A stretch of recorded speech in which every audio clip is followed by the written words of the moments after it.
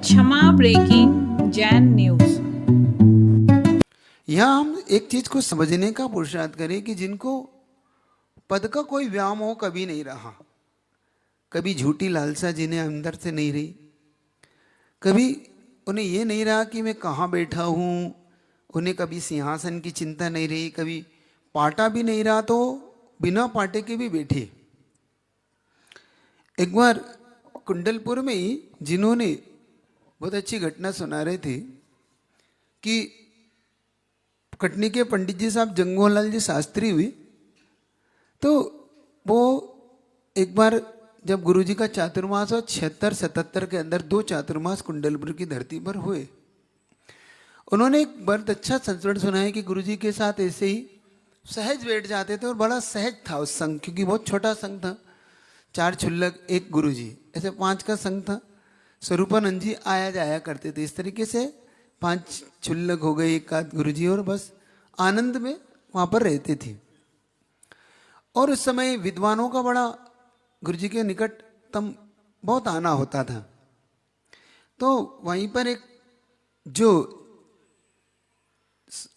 तालाब है, उस तालाब के सामने बहुत सारे जिनाले बने, आपने देखा होगा, और वहीं पर आश्रम था जहाँ पे गुरुजी विश्राम इत्यादि करते थे पहले। तो बरसात का समय, चातुर्मास के दौरान बरसात होती थी, तो बाहर पे बरसात के बाद वहाँ बड़ा अच्छा खुशनुमा माहौल हो जाता था कुंडलपुर का, बहुत अच्छा। तो वहाँ पे विद्वान वर्ग अपने से बैठकर चर्चा कर रहे थे, और अचानक गुरुजी को लगा कि कोई चर्चा खास है, तो वहाँ जाके ऐसे ही विद्वान वर्ग के उस टोली में शामिल हो गए। तो लोगों ने जैसे देखा अरे गुरुजी आ रहे, तो एकदम चौंक कर सब खड़े हो गए, और गुरुजी ने अपनी पीछे लगाई और उसी पत्थर पर बैठ गए। अब लोगों इतने में एक विद्वान दौड़ के फिर जल्दी से चटाई, उस समय चटाई पे बैठ जाते थे गुरुजी, तो उन्होंने चटाई ला के गुरुजी को दिया, तो गुरुजी ने कहा नहीं ठीक है।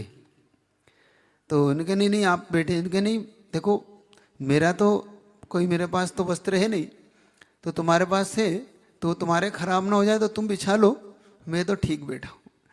तो उन्हें इसका भी व्यामोह नहीं रहा कि मैं कितना बड़े पद पे हूँ, मैं आचार्य के पद पे हूँ, और वही मेरे लिए पाटा होना चाहिए, सिंहासन हो चाहिए।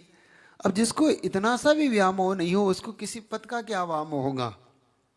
वो कितने उससे निर्विकल्प और उससे निरी रहे होंगे इन पदों प्रतिष्ठाओं से। कभी भी हो चलते चलते सड़कों पर बैठ जाना, किसी से भी सहजता से बात कर लेना, ये उनका एक सामान्य सा व्यवहार रहा। लेकिन बस इतना जरूर है, आज जो लगता है आप लोग को कि गुरुजी बात नहीं करते थे, वहाँ जाने नहीं दिया जाता था, वो एक समय के साथ साथ आगे बढ़ते गए, और यूँ कहूँ कि उनके ऊपर इतना ज़्यादा समाज का, संघ का, शिष्यों का देख रेख का जो एक कहते हैं ना, एक अपने आप में भार होता है, उसको निभाने के लिए चक्कर में फिर धीरे धीरे एक शायद से लोग नहीं मिल पाए गुरुजी से, फिर वो कारण हो सकता है। लेकिन उन्हें कोई प्रतिष्ठा, पद प्रतिष्ठा नहीं सिताई। उसका एक अच्छा आपको एक संस्मरण सुनाता हूँ। यह संस्मरण 1980 का है, जब पूज्य गुरुदेव के सानिध्य में सभी विद्वान वर्ग, पंडित जी कैलाश चंद जी शास्त्री साहब हुए, फूलचंद जी हुए, जगमोहन साहब से हुए, अपने पन्नालाल जी शास्त्री हुए, दरबार जी कोठिया हुए, गुलाब चंद जी अपने हुए, ये बड़े बड़े महान मूर्धन्य विद्वान अच्छे, जिन्होंने सटखंडा उसकी हिंदी की, ऐसे अच्छे बड़े बड़े विद्वानों ने गुरुजी से निवेदन किया कि गुरुजी आपके सानिध्य में संगोष्ठियाँ होना चाहिए इन ग्रंथों पर। उसमें गुरुजी नैनागिरी जी में थे, और नैनागिरी जी से फिर गुरुजी ने इसका मन बनाया कि होना तो चाहिए, क्योंकि गुरुजी का भी बहुत भाव था कि पढ़ना तो है, और पढ़ के इस पर अच्छी समझा जाए, और विद्वान हो तो फिर और आनंद आता था गुरुजी को। क्योंकि एक विद्वान की खुराक क्या है? स्वाध्याय। उसे शास्त्री उसकी खुराक है। उसके दिमाग का कीड़ा कब शांत होता है किसी विद्वान का? जब वो विद्वान कुछ उस विवाद में शामिल होता है, कि डिबेट में, किसी भी अच्छे कार्य के लिए, या कोई भी एक शास्त्र पर जब उससे डिबेट होता है ना, तो उसकी सबसे उसके अंतरंग का कीड़ा शांत होता है। वरना वो कहते हैं कि वो शांत नहीं होता। तो विद्वान की खुराक एक ही है, उस शास्त्र का स्वाध्याय, उसके उसमें भी उसमें विवाद संवाद जो कुछ है वही उसकी खुराक है। तो गुरु जी का मन था कि ठीक है, क्योंकि दादा गुरु ज्ञान सागर जी ने जिस प्रकार से पूज्य गुरुदेव को तैयार किया था, और तैयार करने के बाद जो गुरुदेव ने जिस प्रकार से अपने भावों को भी अभिव्यक्त किया और सही मार्गदर्शन दिया। बंधु एक बार बताऊं कि आचार्य श्री नहीं होते ना तो हम सब शायद इन शास्त्रों का कभी सही अर्थ ही नहीं निकाल पाते, मायने ही नहीं निकाल पाते। हम अगर सही समय सार को समझ पाए तो इस चैतन्य समय सार से समझ पाए, सही मूलाचार की सही व्याख्या को हम अगर देख पाए तो चलते फिरते आचार्य भगवान को उस मूलाचार में हम देख पाए। मतलब कुल मिला के हम गुरुदेव के अंदर ही ये सब चीज पा पाए। सही व्याख्याएं हुई, तत्वार सूत्र की व्याख्याएं हुई, सटखंडागम की व्याख्याएं हुई, कसाई पाउड़, महाबंध जैसे ग्रंथों को आचार्य भगवान ने जो व्याख्या की, सर्वर सिद्धि इत्यादि की, और उन चीजों पे गुरुजी ने ध्यान आकर्षित किया सब लोगों का, जहाँ पर बड़े बड़े विद्वानों ने उसकी गलत व्याख्याएं की थी। क्योंकि आगम का एक शब्द भी इधर से उधर होने पर, गलत व्याख्या होने पर आज हम जानते हैं कि अपने आप ही गलत मार्ग चल पड़ता है। तो ये गुरुजी की एक सबसे बड़ी उस सटखंडा व्याख्या जब हो रही थी तो गुरुदेव ने इसकी वाचना में सभी मर्मज्ञ और मूर्धन्य और अच्छे पहुंचे हुए विद्वानों की उस टीम ने ऐसे गजब की व्याख्याएं और सही सही जब उसकी मार्गदर्शन गुरुजी की, और गुरुजी ने उन टीकाओं को जब एक एक करके जब वहां पे एक एक शब्दों को निकाल के जब दिखाया तो बड़े बड़े विद्वानों में इसकी महान चर्चा हो। पूरा सागर उस मोराजी में दौड़ दौड़ के पहुंचता था। कहते हैं भरी दोपहरी में वहां पे बड़े बड़े पंडित विद्वान और पूरी जनता आचार्य के आने से पहले वो हॉल ठसाठस भर जाता था, और बड़ा आनंद, और एक एक शब्दों पर तालियां बजती थी गुरुजी की। जब गुरुजी की मीठी मीठी वाणी निकलती थी और कन्नड़ टोन थी, और उस कन्नड़ टोन के अंदर जब गुरुजी बोलते थे ना तो मन खिल उठता था लोगों का, कि आनंदित होते थे। और विद्वान भी जब उसका समर्थन करते थे कि नहीं, जो ये बात कही गई है ये 100% बिल्कुल सच कही गई, हाँ ऐसा ही है। और विद्वान उस पर चिंतन वर्णन करते। कई बार तो विद्वान एकदम से आश्चर्यचकित रह जाते थे कि गुरुजी ने ये क्या शब्द कह दिया। बाद में गुरुजी कहते हैं हाँ हाँ बता रहा हूँ। इस प्रकार से जब गुरुजी उसकी व्याख्या करते थे तो गुरुजी हमने तो ये हमारी तो पहुंच में ही नहीं है। तब उन विद्वानों ने आपस में जब उस वाचना का समापन की बेला आई तो आपस में सब विद्वानों और बड़े बड़े नगर के प्रतिष्ठित व्यक्तियों ने, प्रबुद्ध नागरिक व्यक्तियों ने, सबने एक चीज पर जोर दिया कि देखो, ऐसी महान आत्मा कई युगों में पैदा होती है, और हम सबका पुण्य है कि हमें ऐसा महान व्यक्तित्व मिला, ऐसे महान आचार्य मिले जिनकी छोटी सी उम्र, और सिर्फ अभी देखो 12 वर्ष हुए जिन्हें मुनि बने, 68 में दीक्षा हुई और 80 में ये व्याख्या हुई। जिनको 12 वर्ष के अंतर में जिनके प्रति विद्वानों का जो भाव है, समाज का जो उनके प्रति उत्साह और भाव देखना क्या है। तो सबने एक ही मत से उन्होंने कहा देखो, आचार्य शांति सागर जी के महान आचार्य पद के बाद जिनको हम आचार्य शांति सागर जी को चारित्र चक्रवर्ती कहते थे, ऐसे महान के बाद कोई ऐसा महान आत्मा और ऐसा महान कोई आचार्य हुआ है तो उनका विद्यासागर जी है, जिन्हें चारित्र चक्रवर्ती की उपाधि से हम सबको गौरवान्वित करना है। ये उन विद्वानों ने उस समय इसकी मन बनाया और सभी विद्वानों ने एक मत से तैयार किया। रविवार की वह प्रवचन माला होना थी और प्रवचन माला के उपरांत ये समापन की घोषणा होना थी।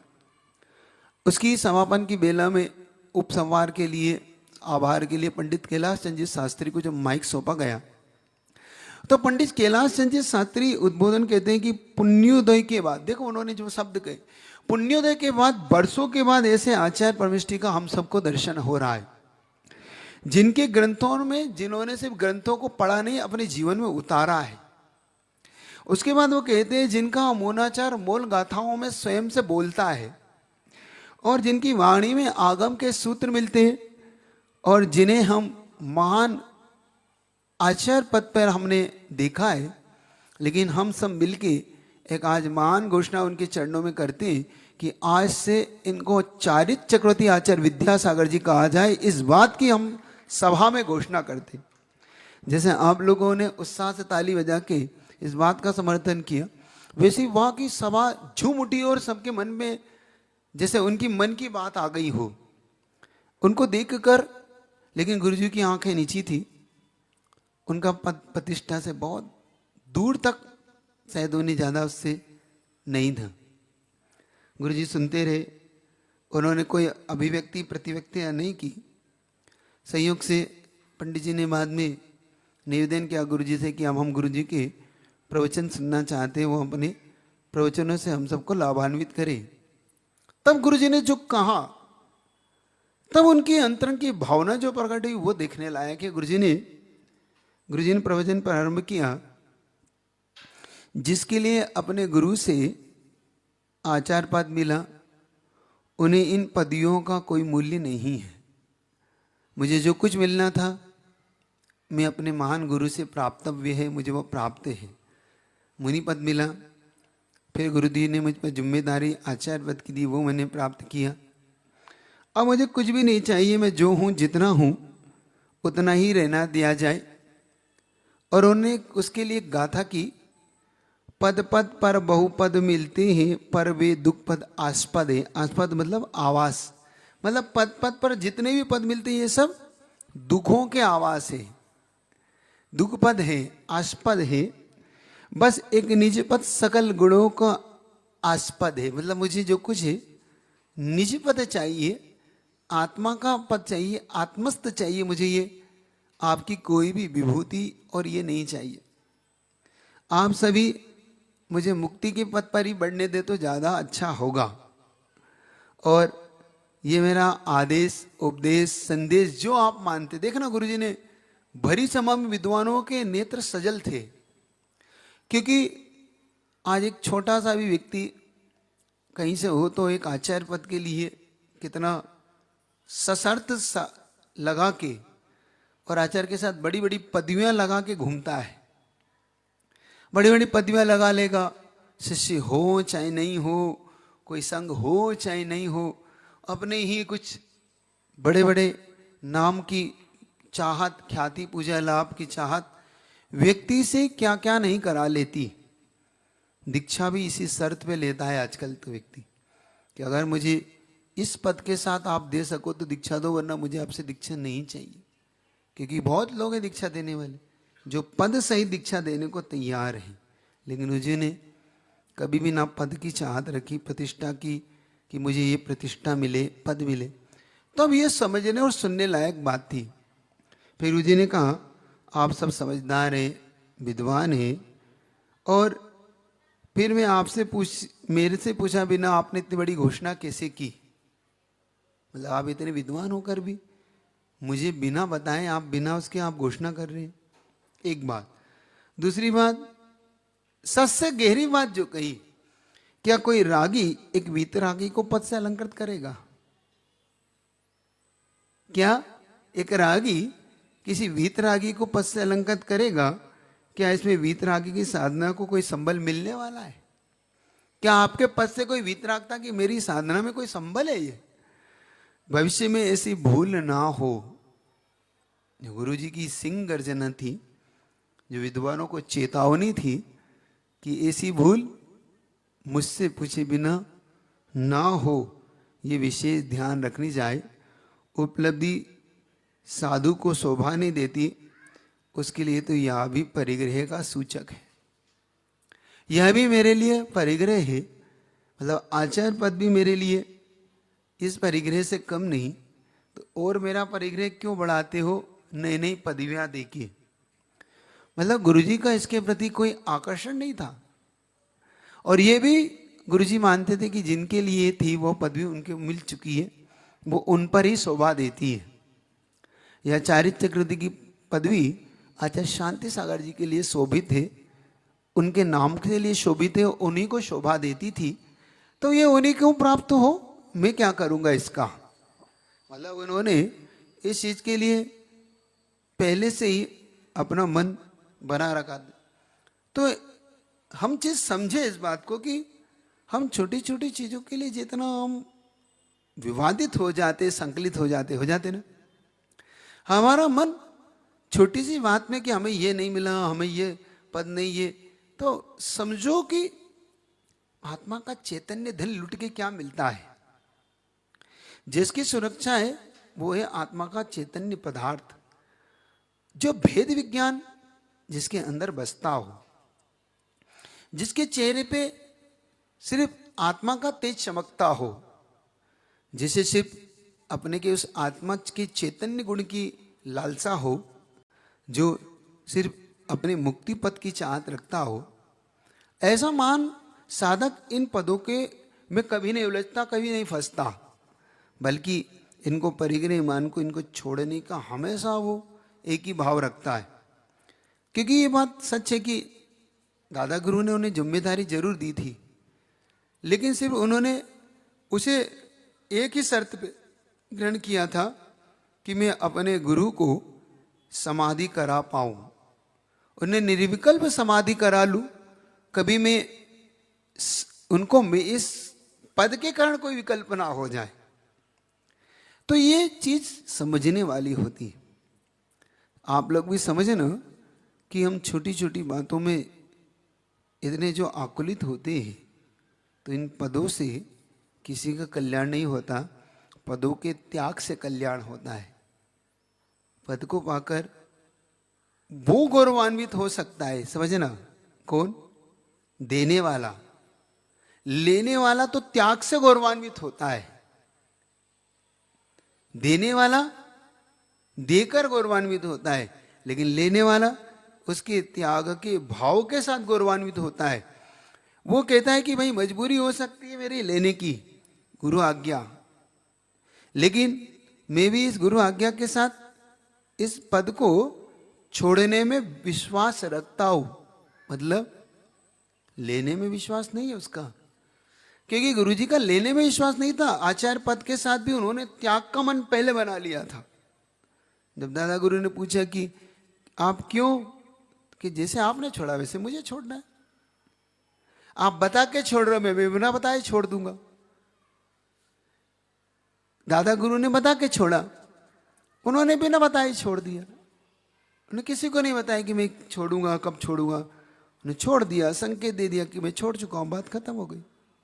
और ये घोषणा भी उन्होंने की, मेरे चाहे बात करो, मुझे नहीं इसका विकल्प संकल्प में नहीं पढ़ना। तो उनके अंदर संकल्प और विकल्पों से बचने का एक ही सबसे अच्छा मार्ग। तो गुरुजी ने कभी पदों की चाहत नहीं रखी, कभी उन्हें पदों की भूख नहीं रही, और इसीलिए वो निर्विकल्प साधक रहे। इसीलिए उनकी साधना पर हम सबको गर्व होता है, हमें आनंदित होता है कि ऐसे महान गुरु का हम सबको संबल मिला। तो आज इसीलिए इस बात की चर्चा की, जब इस चीज को मैं पढ़ रहा और देख रहा था कि क्या ऐसी महान पदवी मिलने पर भी इतने महान गुरु ने ऐसे ही छोड़ दिया। मतलब उसकी भी भूख चाहत उनके मन में कभी नहीं रही।